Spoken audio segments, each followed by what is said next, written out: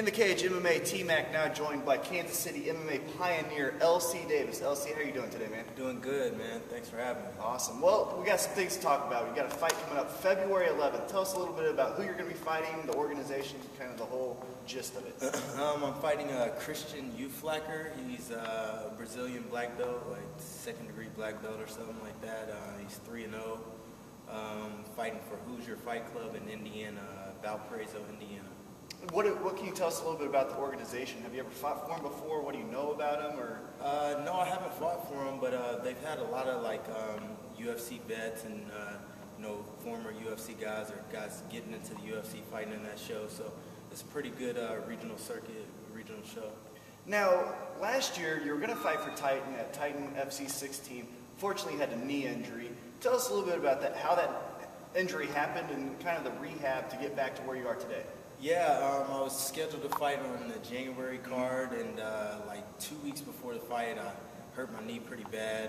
I tried like a week, I stayed off of it, and then it's like a week left, and I really couldn't do much, so I had to pull out of the fight.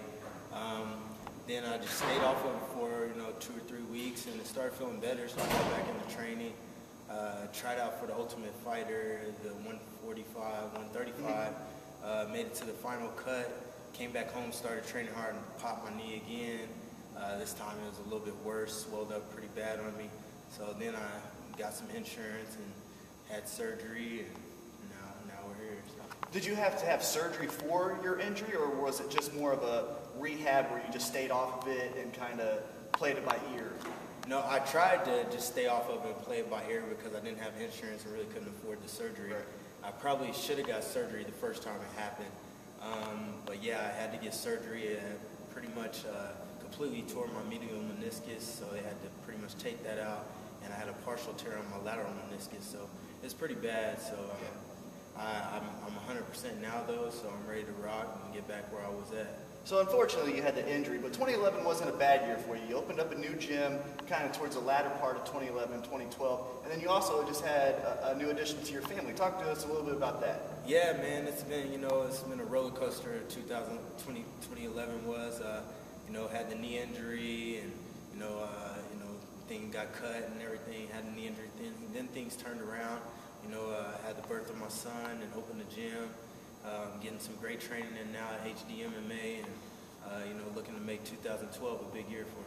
Well, tell us kind of what's your plans for 2012. You got this first fight with the Hoosier Fight Club. What are you looking to do after that fight? Just stay active. Just want to take it one fight at a time. It's right now I have a lot on my plate with I work a full-time job. I have the gym, have a family, so just taking it one fight at a time. And hopefully just pick up some wins and get back in the UFC is my ultimate goal. And then for the gym, tell us a little bit about the goals for that. You opened it with Jason High. It's really a great gym. We've visited there. We've seen the type of people that train there. But what's the goal for the gym as far as, are you guys wanting to get more people to become established as a MMA gym, or are you guys just looking to get people in shape? A little bit of both. We obviously want to pick up our memberships and get a lot of members in there, trying to help them reach their fitness goals, and as well as we want to be a top fight team as well. So we were trying to build up fighters, get more fighters in there, and make a name for ourselves as a gym. And then with your training camps, this one and then the ones in the future for 2012, are you looking to go back to the Miletich and Extreme Couture, or are you looking to do all of your training here in Kansas City? For the most part, I'll be doing most of everything here in Kansas City.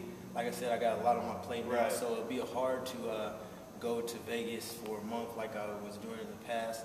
But I still do want to branch out, especially as the fights progress, and if I get back into the higher level, I need to kind of branch out and get some of that great training, or bring some guys here in to train with me at HD MMA.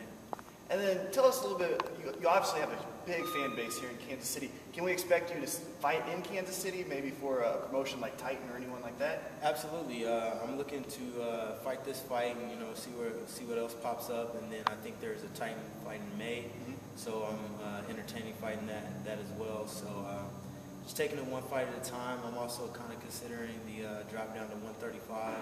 A little bit smaller now since I took time off. It's weird, you'd think you'd blow up, but I actually got smaller than I was in the past. So considering 135, but like I said, I just want to focus on this fight next weekend, February 11th, and then after that, I'll see what my options are. Have you ever fought at 135 before in your career? No, I haven't, but I wrestled my whole college career at 133.